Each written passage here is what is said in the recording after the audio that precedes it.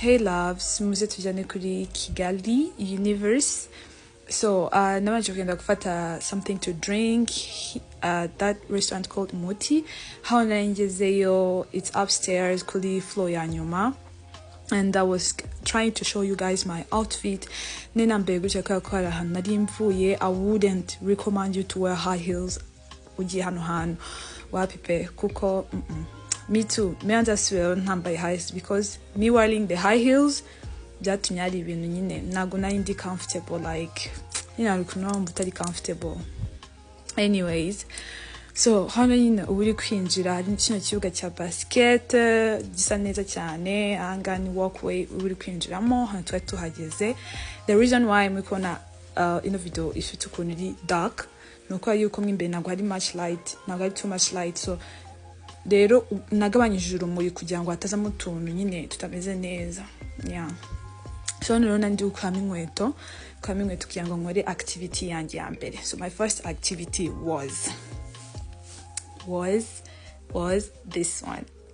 This is ikintu nabonaga abantu bakizeho ku mavideo, nagiye mbona amafoto y'iki nkabona like I was like kwekemo baragwa, doesn't even look so hard niki bro. Iki kintu no kukicaraho ni ibibazo, kiranyerera, kirabyibushye ni birebire. Sibwo nicayeho banicaye bamgafata cyane, ndafata nyine like biri aho ngaho bro. Gutya kwizonguza nta kintu bitwaye, gutya iyo gitangiye go flipping like this, done, game over. The second round I was like this time yofata cyane, nyazo yuko isa yanjye hacike do ino turn nagiona ntambaye isaha kandi mbere ntambaye isaha yaracitse. Imagine webye nabi n'inzara zacika ubi ikintu rwose mananje sha rero ngo nari nafashe nakomeje. Okay, kizunguje is cool. Iyo kigize kuri rimwe guys nyine birangiye ako ni kuri nje wenda hawo nabonye bazi gufata bagakomeza. Anyway, so twese tugenda hano gukina ibintu byo gushotinga amazombi. Ikintu kiza kibingibi ngiye nuko nabonye ko guys mwakina muri team nyine murenzo umwe, bishobora gukina muri batatu bane, I think bane nibo benshi. Yeah, impamvu ino video nyine imeze gutya bayifashe nabi kandi I wouldn't want to include other people. Yeah, niyo mpamvu rero. So this was the moment for my nails. I mean, these nails, they're good. I asked for gold, they gave me gold, bro. Anyway, the other activity ni ngiyo guthrowinga anu mabalo muri karaka panye nyine ka basket egg. Yeah.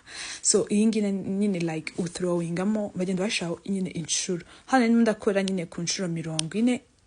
Nadushizemo inshuro 13 zonyine. 13, I scored 13 out of 40. Imagine, I'm not good at basketball, but anyway. But kukomeza kukikora aramenyera man, na technique nyine bisaba. So nyine ikinje cyambere nanone nakunda ahantu ari very affordable. Umuntu wese yajya ope. Mbere nyine bari bambwiye niyo kujyayo ngo barishura nyine ngo kuri entry.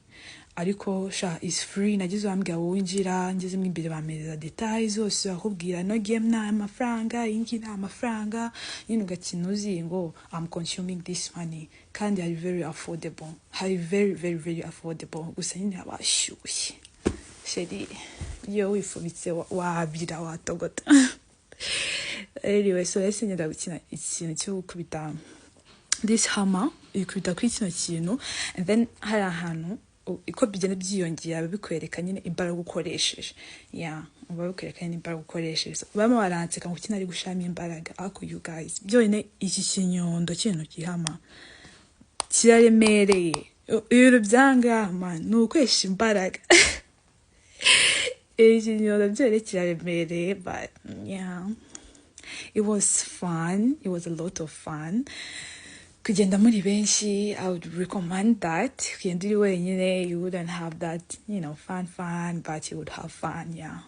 So hano twari dutashye, nago activities zose twazikoze you guys, nago wakora ibintu byose, tuzagaruka tukore n'ibindi bisigaye. Ino ni portrait yari muri toilette. And yeah guys,